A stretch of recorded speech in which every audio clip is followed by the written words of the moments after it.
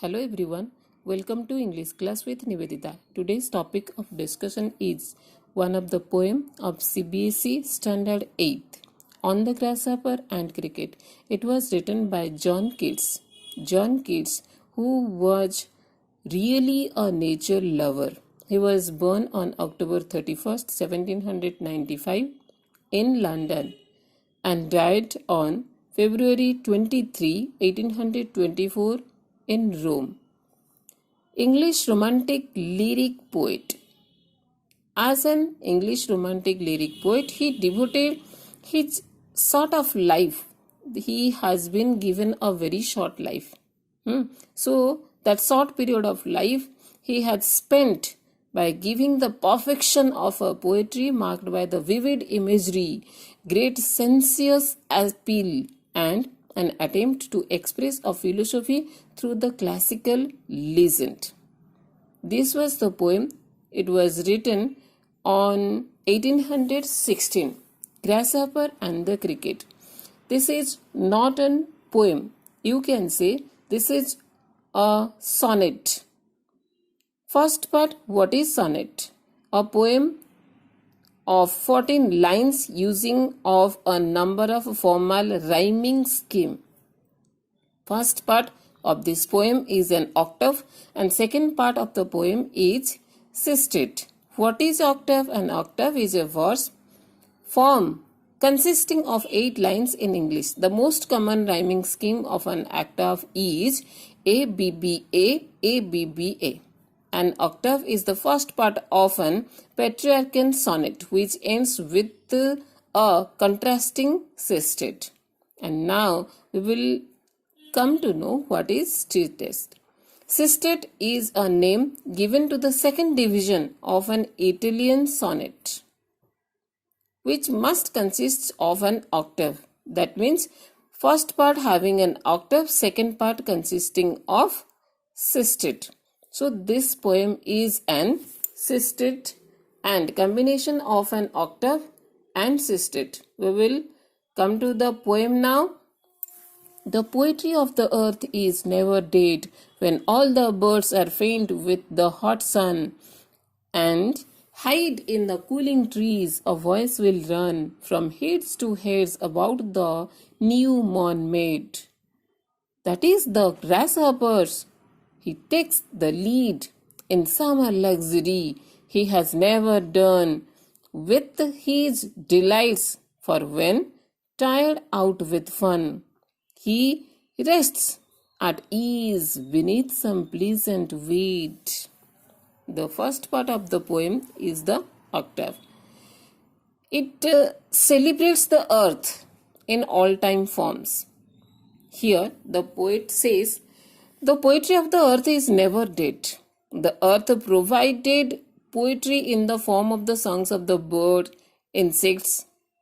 However, when the summer is hot, too hot and strong also, still the birds find it difficult to keep up their regular routine. That's why they find for the shelter from the scorching heat in trees that provide ample shade and cooling. But the grasshopper doesn't cease its song. Anyone may try to stop or may try to take rest, but grasshopper never stops its song. Its voice runs throughout the freshly mown meadows untiringly. Even in the sultry summer days, he never stops his chants. The grasshopper doesn't feel faint under the sun. For him, even the summer is a time for joy. Hence, he has had his full of fun. He finds comfort under some weeds or long grass stalks.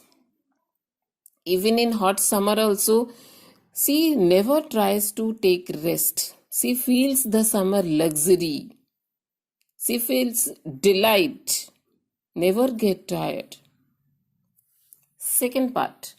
The poetry of earth is ceasing never on a lone winter evening when The frost has wrought a silence.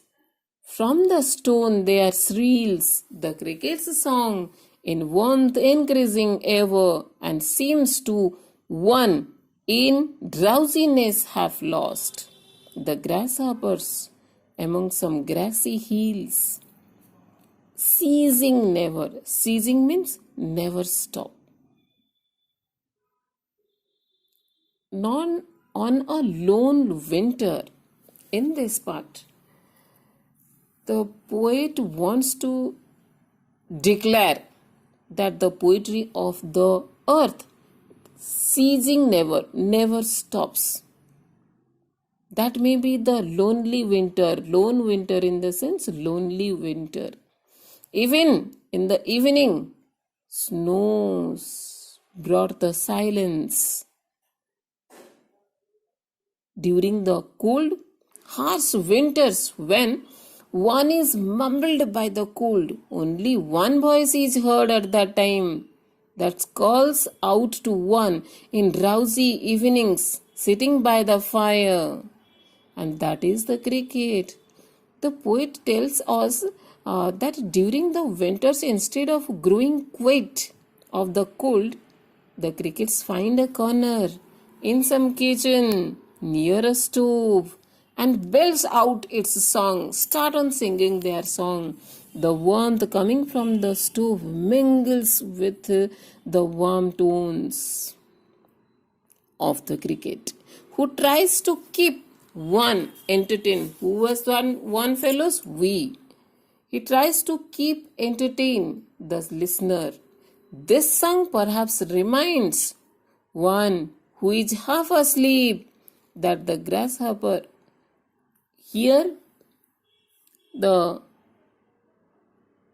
poetry wants to say that grasshopper probably, when get tired, went to the grassy hills and take rest. But his heart is always filled with singing. In this poem, the central idea of the poem is the tenacity between the grasshopper and the cricket, which provides the entertainment and joy to the reader. He is trying to say here that poetry never ends, not even during the extreme situation also. Beauty. Here the poet wants to say, where is beauty? The beauty is in the poetry and on the earth. He giving the symbol of summer and winter as grasshopper and the cricket respectively. He wants to give the message to the reader that he believed in the immortality of the poetry, on the beauty and the endurance of life. Keats brought together all these components in this sonnet as an inspiration to his reader and maybe perhaps to the future poets like him. Thank you everyone.